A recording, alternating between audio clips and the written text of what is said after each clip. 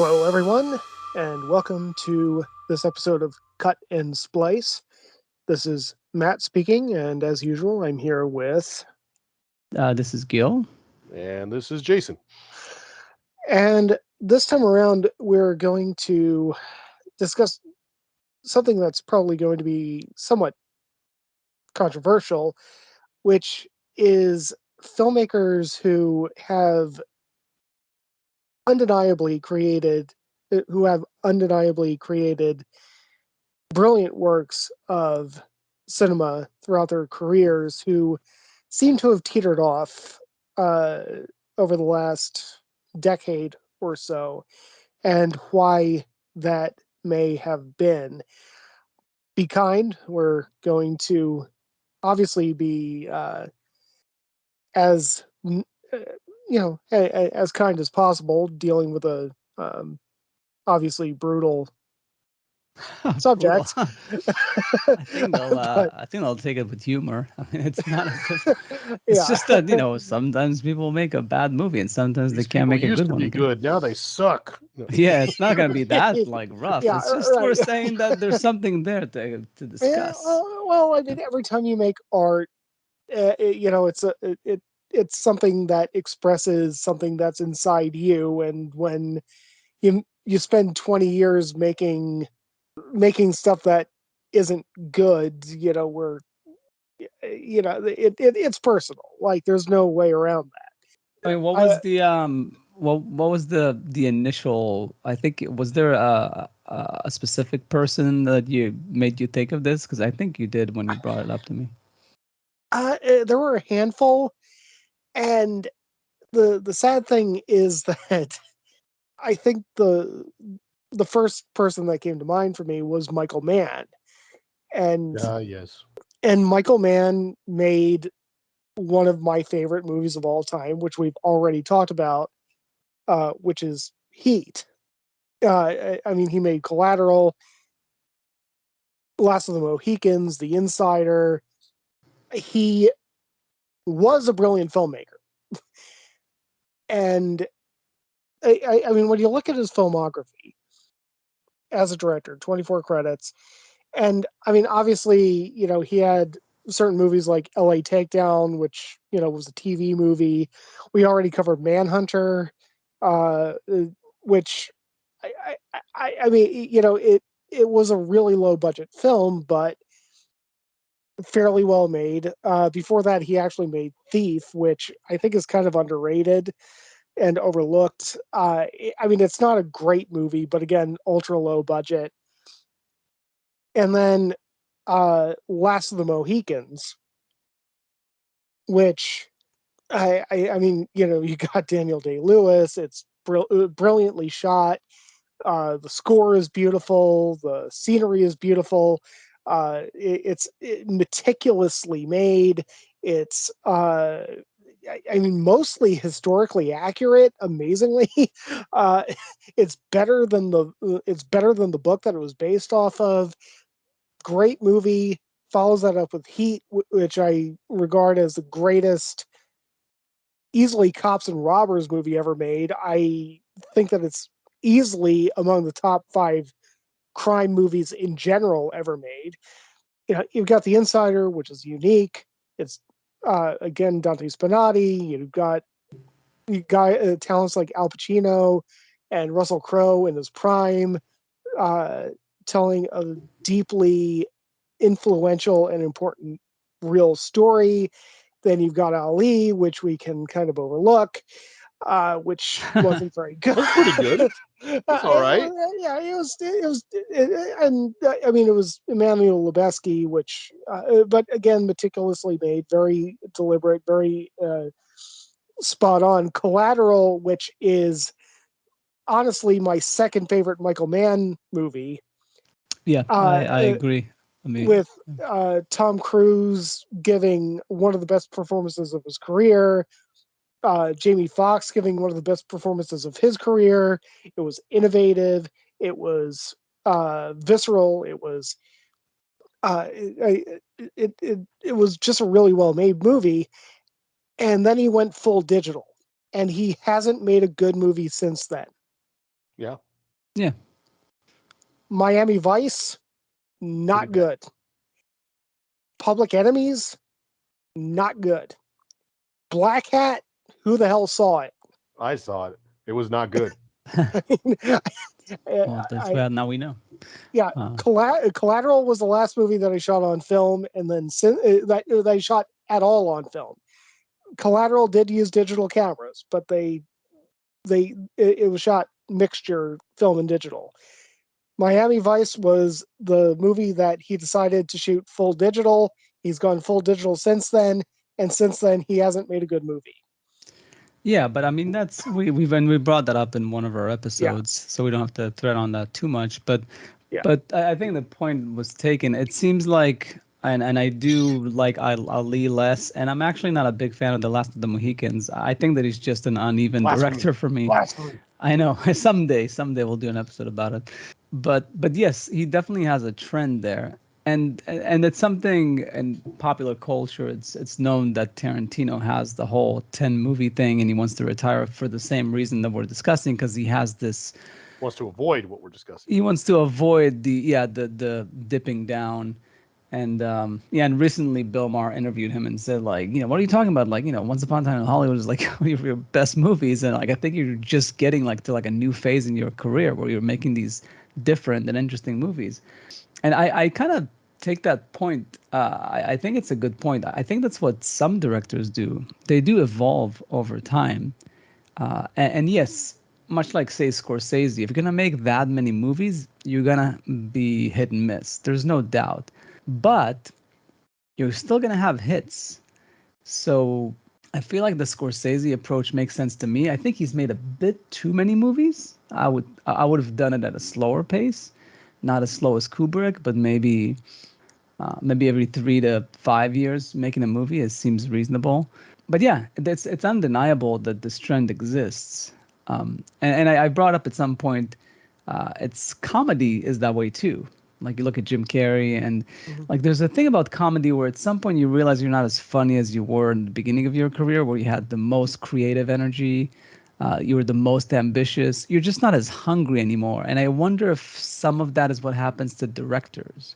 You need to be really, really hungry to, like someone like Michael Mann, he puts so much effort into his stuff that I wonder if it's as you get older, you just can't have that same level of energy, and maybe the work suffers. That would be one theory.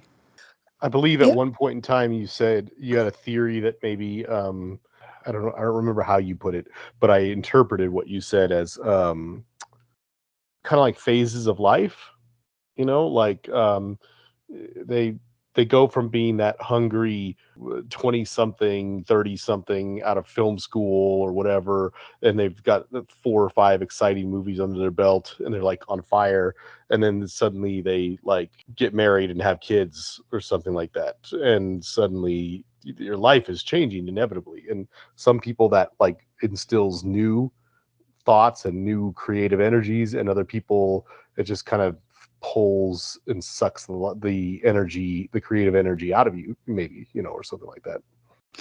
Yeah, and we mentioned there's the Shyamalans or the Jason Reitman with comedy that have like 2, 3 really good movies in the beginning and then starting to dip altogether, which is almost like a not a one-hit wonder, but like a 2 to 3 hit wonder, where they just can't get the same level that they showcased in the beginning. So there's different levels of this, and some people can sustain it for longer, and some people just kind of drop out. Even Kubrick, which I don't think he really dropped out, but there's a sense stuff was just too spaced out with him. But it does feel like between Full Metal Jacket, which was an intense movie and was very thought through, but between Full Metal Jacket and then Eyes Wide Shut, as apart as they are with the years, that it was a slight dip, because he was like he was doing what? Like he started from Lolita was really when he gained steam, like Paths of Glory, Lolita. Then he did like Doctor Strangelove, then 2001 where he peaked, and then he does Clockwork Orange, which is still at the peak. Like it's a different kind of movie than 2001, but very much in this peak. And then he does The Shining, which is also peak. They're all like different peaks of different genres with different movies, but that's like a 3-movie peak that I don't think any director's ever had. But then after The Shining, it does feel like Full Metal Jacket. It's not. It is one of the best war movies ever made, but it's not in the same way that The Shining is one of the top 5 horror movies ever made, or the 2001 being the best sci-fi movie ever made, and Doctor Strangelove being the best satire movie ever made. So there's definitely a dip there, and then I really feel like what would you consider like Eyes Wide Shut? It's not even the best movie about sex ever made. It's pretty damn good. It's not bad, but there's even Kubrick was like not immune to it. And we can mention other ones, but it'll take us too long to go through like filmographies of each of them. But one thing I want to throw out there as a counter theory is you look at someone like Spielberg. He's a bit immune to that, even though he's getting old. It's not that he doesn't miss, but he doesn't miss by a lot. And I think that's a factor of him being more of a technician than a Yeah. writer director. Like it's the fact that he just have to direct, and not so much come up with the stories and research them and evolve them and is not as personally involved in the putting together of the idea as much as those other directors are. And I think that's why he's kind of special. I think Fincher is also in that level. Like he's just such a good technician that I can see him just keep making really good movies. Scorsese is like that too. He's just not as much of a technician as he is, more of a writer director type of like very personal movies. Some of them. So yeah, it is. Yeah. Spielberg is an odd like animal there, which I guess is to his credit. Yeah, I mean, one thing that is fair to kind of bring up about Michael Mann, which I think is relevant, is that so much of what makes a movie like Heat so iconic is the fact that this guy did his fucking work in terms of like literally understanding how every aspect of the bank heist business and the counter the police following these people actually works. He really got into all of that. And then you look at something like Black Hat, and I mean, you've got somebody who's like what he was born in 1943, and he's trying to get into cyber terrorism. Yeah. I mean, it's like a whole new world for him to have to deal with in order to try to actually deal with it competently in the way that he's used to dealing with things. Still, that doesn't excuse Public Enemy, which was just not good, and also not good from a technical standpoint. And but actually, that's a good transition to like Robert Zemeckis, I was going to who bring it too. seems to have fallen off pretty steeply over the last several years. And like with Back to the Future, I mean, he does have writing credits on Back to the Future and everything, but I mean, I think that his last movie that really stuck out to me as even having a really good sequence in it was Flight. I mean the that plane crash sequence was one of the greatest sequences that I've ever seen put on screen, But and the rest of the movie kind of felt like a big budget student film. yeah, Well, student movie. It was shot digitally, but yeah, yeah, his movies definitely took a hit as soon as he started doing all the mocap stuff.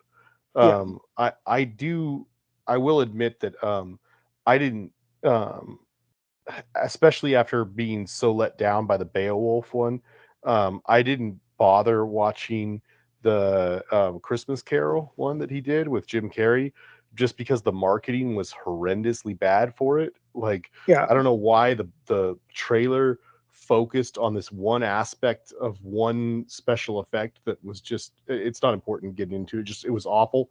But then years later, like many years later, like probably 5-10 years after it came out or something like that, I remember my brother recommended I watch it one year around Christmas time, and I was like, okay. After watching it, I was like, this is actually really good. It has an amazing cast of voice actors, but it's just, even that movie, which was decent, suffered horribly from like the whole we're intentionally making every scene in this thing to be 3D. Yeah. Like, it's just so completely obvious that they wanted, you know what I'm talking about, when you watch a movie like that where there's just way too much stuff that's flying out of the screen at you or something like that. And it's just gets to the point where it's aggravating. But yeah, even I think just after that one, I think was Flight or something like that. But yeah, it just, his movies have really dropped off, unfortunately, because he had such a stellar beginning to his career. Yeah, I think Orson Welles once said that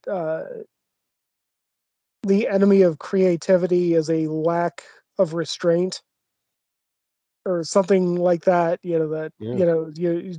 and I feel like the latter portion of Zemeckis's career has kind of been illustrative of that, where he's kind of just seen, wow, there's nothing that I can't do, so let's do it all. Yeah. And kind of losing sight of the actual core of what makes a good movie. But I wonder if could that be a theory that maybe it's because these people are have done so many movies at a certain point that they keep trying to either they're just falling back to the same old tricks and they're just stale and outdated, or that they're trying too many new things because they're looking for new ways to make a movie, and just the ideas don't always work out, because the more you try something, the more chances you have to fail, more than anything. But it does feel like it's a with some of these, it's just like a pretty consistent dip. Like, it's not as if like, oh wow, that's an amazing movie, like out of 5. Like Scorsese does that, but again, I feel like he's one animal, and then Spielberg is one animal. Like there's something there. Like, but most people, it is true that they pretty much dip and never have a surprise hit. All of a sudden in their like 70s, they'll make like a classic. That doesn't Yeah. seem to happen very often. Agreed. I mean, I think it varies. With Zemeckis, I see it as being more of an obsession with technology, and like, oh shit, this is something that I could have done in with Back to the Future back in the 80s that I couldn't do then and I could do now. Okay, I'll gloss over the script. Script is fine. It lets me do this cool new thing. It lets me play with this new toy or something. With Michael Mann, honestly, and I can actually cite this. Oh, actually, this is more Dante Spinotti than Michael Mann, but the fact that Michael Mann would even allow it to happen, like on Public Enemy, they shot it digitally, and there was a sequence that was like this mini car chase sequence set at night in this like wooden area and everything. And they had scouted the location several months before they actually went out to shoot. And when they went out to shoot, the trees had actually grown a lot more dense, so they couldn't punch enough light through. And Dante Spinotti actually said in the American Cinematographer article, oh, so we just turned off the shutter in the camera. And that's a brilliant thing that we can do with digital cameras that we can't do with film cameras.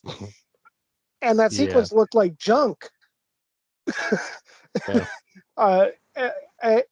And I mean, I just think that there comes a moment where you get enamored with the technology, either in the Robert Zemeckis way of, wow, this is something that really could have been cool if I could have done this in 1985.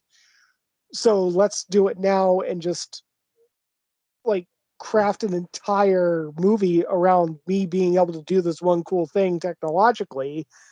And then there's the Michael Mann response to the technology, which is, well, if I shot this back in 1995, we actually would have had to light this. Suddenly, we don't have to light this, so why not why not just not light this and go for it?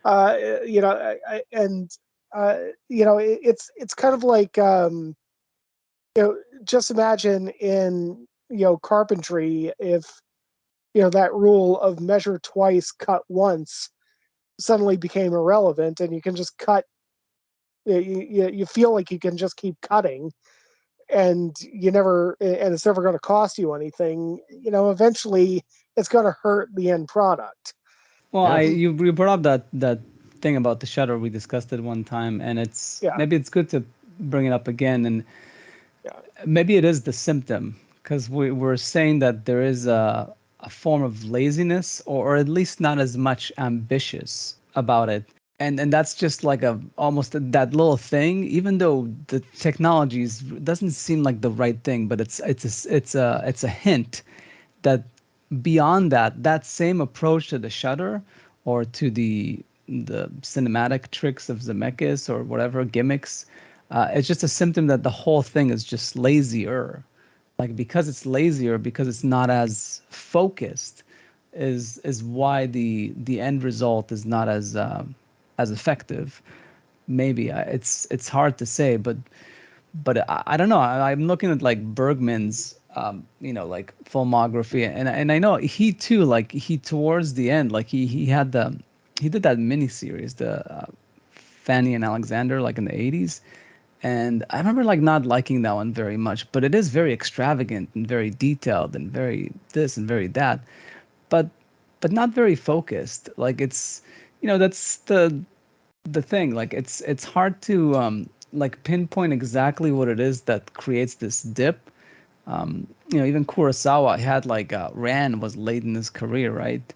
And Dreams. yeah. Those are like two Kurosawa movies that were towards the end, and they're both very extravagant, very detailed. A lot is going into them, but they're not. But they're not the same. It's not Rashomon. It's not Seven Samurai. It's not Ikiru. It's just not. And it's whether those earlier movies were just a stroke of genius, and but it just doesn't explain why he can't have a stroke of genius towards the end. I mean, somebody could come to him. It's kind of like Spielberg. Like, somebody can come to you. You're the best director in the world. They're going to come to you with brilliant ideas. All you have to do is execute it. But for some Yeah. reason, it's like, Well, now I feel like we need to find that movie that somebody made in their 70s that was a complete classic. Like, I'm trying to think of one, of a I director. wish I had thought. Yeah, we had thought about this before. We could have researched. I'm sure there's got to be one. Maybe yeah, somebody will tell us, but like, but the fact that, but this is the thing about this show. If it doesn't jump to our heads, then Yeah, yeah, yeah, then there's a reason for that, because it's not very common that yeah. it happens. but I mean, so much of the brilliance about Spielberg, on top of what you already mentioned, Gil, is that his films seem to age with him pretty well. I mean, with the exception of like the BFG, I thought that was a little bit too. Tonal problems. Yeah. Also, incidentally, that's the one movie that Spielberg shot digitally. Ah, But and I mean, it had its high points, but it felt too young for him. I think, and but I mean, just over the last 20 years, we've seen him go from Minority Report being a movie that we think, oh, Spielberg. That makes sense to Bridge of Spies and Lincoln and stuff like that. Okay, that makes sense. That's Spielberg now because he's older. He's not making these hyperactive sci-fi action movies anymore. Well, he made Ready Player One, and that was awesome. Actually, yeah, that's a good point. I still think you're making a good point. Yeah, It's just yeah.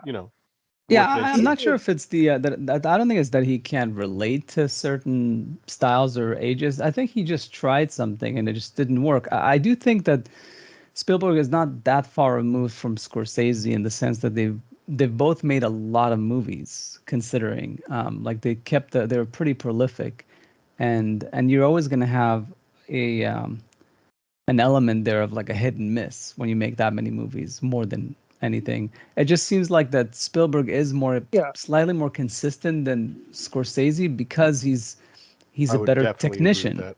Scorsese is a better storyteller, but Is he though? he is. But Spielberg is a better technician. He's just a better.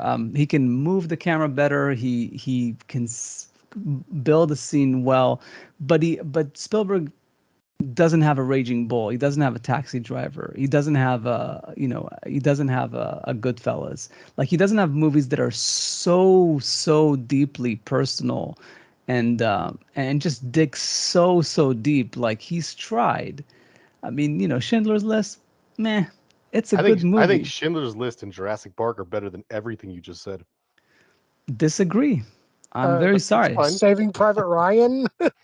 Saving Private Ryan is not that good of a movie. It's an okay movie. It's not even like a top 10 war movie for me, I think.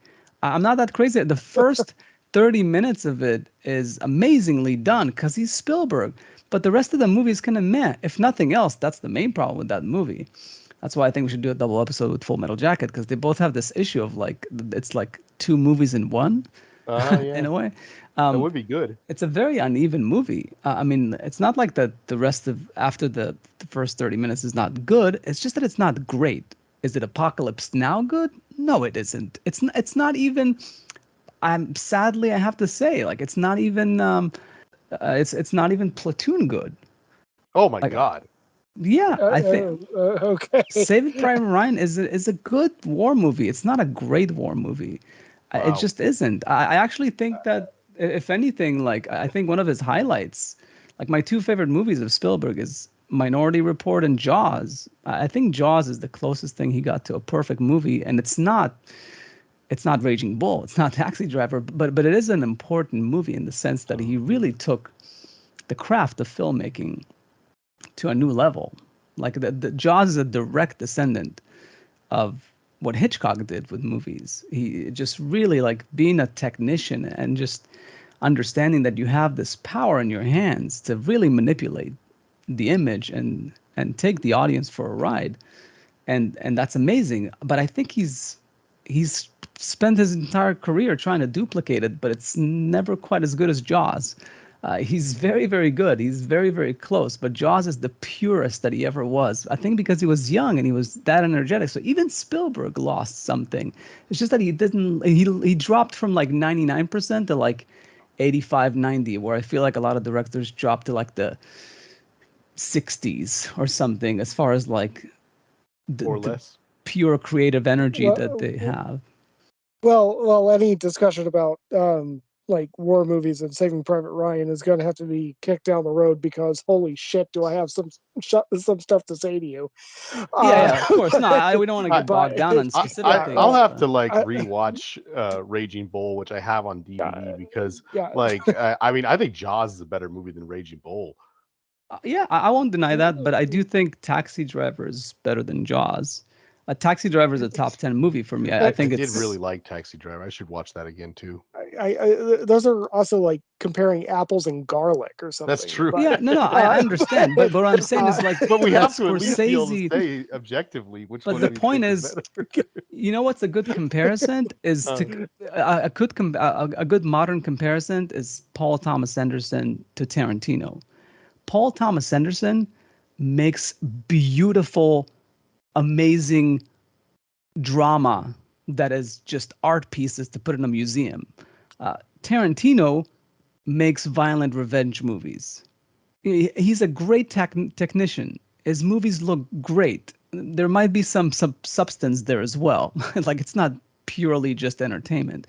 But you compare him to his same generation, like they came at the same time, Paul Thomas Anderson, and I can't even begin to compare, you know, like There Will Be Blood to something like, say, Pulp Fiction. They're both amazing movies, but Pulp Fiction is just a crazy joyride, where There Will Be Blood is a profound movie about the nature of ambition and, capitalism and, like it's just such a profound movie. Like, whereas like, oh yeah, he like messed around with like they started where they began and they ended where they started. Okay, that's kind of cool and it's really awesome and it's enjoyable moment to moment. But I can't compare those two movies. So that's the way I feel like Spielberg and Scorsese is. Scorsese makes these deeply personal, dramatic movies, and Spielberg is just making a joyride, which is why even Saving Private Ryan and even Schindler's List, he did them well, especially Schindler's List. Like he took a step back. He tried to be more pure there, but he's always going to be Spielberg. Like there's I think it might have been like Michael what's his name, Hanukkah, the one who did Funny Games. Yeah. I think he said that he really hated Schindler's List because even though it was black and white and he was trying to make it horrific and everything, it's way too glorified because it's Spielberg. He just can't take a notch down. Like it's just he does what he does, and it's just too good. Like that's why I prefer a movie like The Pianist. Like I think it's a better movie about the Holocaust. On that point, I don't know if Michael Haneke said it, but I know that Laszlo Nemes, the director of Son of Saul, said something similar to about Schindler's List. And Yeah, it's a bit too uh, polished. It's too polished. It's actually Spielberg has said that it was the first movie he used handheld camera because he was trying to like get out of his comfort zone, and he didn't do a bad job.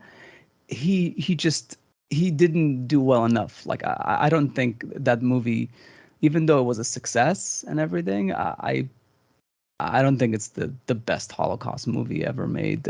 Not that it should even be a thing, but but um but yeah, I can't explain it. It's a good thing that we got on the subject because this has been bugging me for a while. That I feel like Spielberg he's probably the best director of all time as far as being a technician. Him and Hitchcock, and I would put Fincher in that category.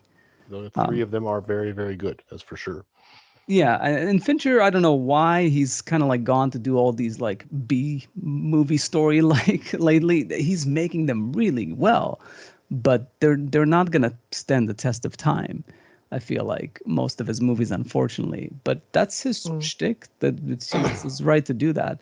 But yeah, Well, that's kind of what to Hitchcock used to do. He made a lot of like weird like murder mystery movies that, a lot of them didn't stand the test of time. But I guess if you make enough of them, he's got at least 5 that are like all-time greats, Oh yeah, yeah. yeah. I mean, there were a few movies that toward the end of Hitchcock's career, I think it was Topaz specifically, that Hitchcock actually just dismissed as being the worst decision that he ever made as a filmmaker. And he just openly said like, yeah, that was a piece of shit movie. And I obviously in a more eloquent Yeah. British use of words, but yeah, just I got too obsessed with it, with like the visual aspect of it, and I didn't actually tell a story, and so on and so forth. I'll say Yeah. one Well, other thing before I forget is also because the past thing made me remember is David Lynch. Like when he made Inland Empire, he borderline like apologized for it. Like he said, "Oh, like I was just trying something really weird. I took this video camera and I thought I could make a movie with it, but I did make a movie with it. It's not amazing, but it's not bad." But he's kind of like dismissed his own movie as being sort of like, "Yeah, I could have done better," and he's hasn't made a movie since because that same fear that like, well, I got this legacy of movies. Why tarnish it with more bad movies? I wish some people would think that way that don't. Well, I guess that's what Tarantino says, but that's the question. I guess we can No. I'm try not to- talking about Tarantino. No, but yeah, that's what I'm saying. Like that's a good place to wrap on. So like, what do you think? Do you think it's that the Tarantino approach is the correct one? That some people should do it once they have a dip, or like like leave on a high note, or that the Scorsese Spielberg way of just like having longevity, but maybe have more like a hit and miss, more so with Scorsese is worthwhile. I don't think there's any clear cut way to go about it. I think it depends. It's different for everybody. I mean, like, I don't understand how you can make a movie like Apocalypse Now and then basically not make any good movies for 30 years.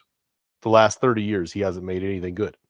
I was gonna bring that up. I think he's in the Shyamalan, unfortunately, in the Shyamalan Jason Reitman category of like he's like a 2 to 3 hit wonder, and basically, yeah, he wasn't interested in making movies. I think generally, maybe not as much. I don't know. I think I'm even very forgiving of his movies. Like I think that Peggy Sue Got Married and Bram Stoker's Dracula have a lot to offer, but I Yeah. mean that still puts us at 1992.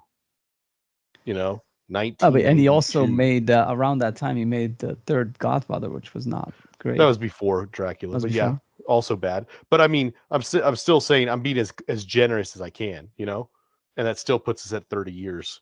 It's pretty terrible, you know. And then like, you're talking about like what's the right way to go about it. I mean, I don't. We're all looking at this with hindsight, so it's easy for us to say. But I mean, I wish at this point in time, I either wish that Tim Burton had just stopped making movies after Big Fish, or that nobody had ever introduced him to like CGI or something, because like I don't really think he's made a good movie since then either. I mean, again, I don't think that this is a simple thing to deal with. I mean, just on the whole Francis Ford Coppola thing, maybe after you've made Godfather, Godfather 2, and Apocalypse Now, and you come to the point where, you know what? I think I'm going to spend a year of my life making Jack. Maybe it's time to hang up the cleats. Maybe. I mean, The Rainmaker, which was his next film after Jack, wasn't bad. I never saw it. It wasn't heard good. about it. I saw it, but it's okay. Yeah, but I mean, it's just one of those things where, think about it like, hey, if you're Colin Kaepernick, yeah, you went to the Super Bowl, you lost, okay. You kind of had a bad season after that, and you made a few bad decisions, and now you're trying to make it back as a backup quarterback in any team that'll take you. Maybe just, take the Nike money and call it quits. Yeah. I mean, I don't know, but I mean, actually, that's one other area though. Like, can some of those people who were on the top, who were making, mega budget movies and doing really well, making classics, and that will survive the ages.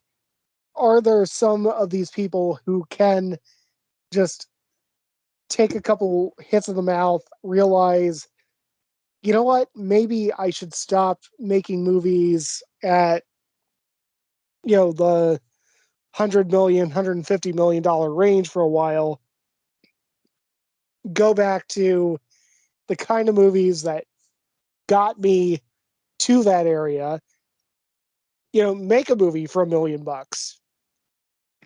and really strip everything down and just see if I can still tell a story.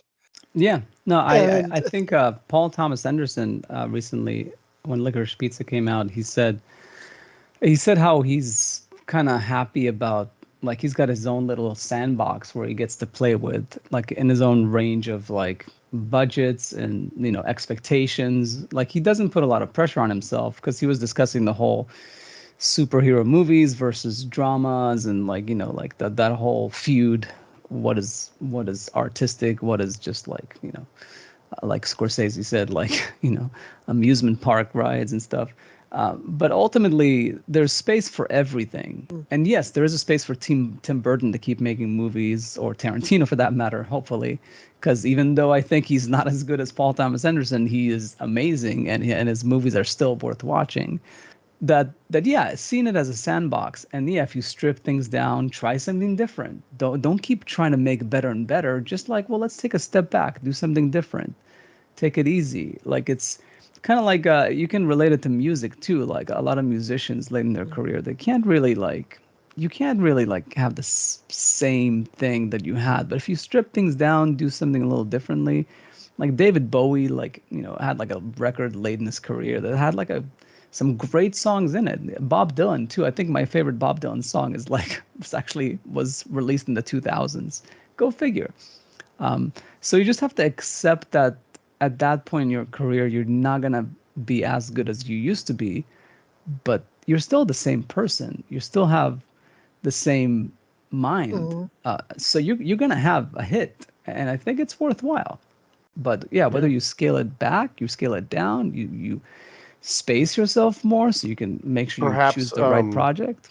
maybe going back to your analogy of music, sometimes maybe if you just strayed a little bit too far from your comfort zone, maybe just taking a slight step back towards what you're used to. It's sort of what Scorsese did with the Irishman. And even though it was an okay movie, it was not Goodfellas, obviously. Well, yeah. So yeah, so that's true, but at the same time, I wonder. I I wonder was if, thinking of Guy Ritchie, yeah, because I love. I mean, we talked about him with one of our first episodes, but I mean, I love most of his movies.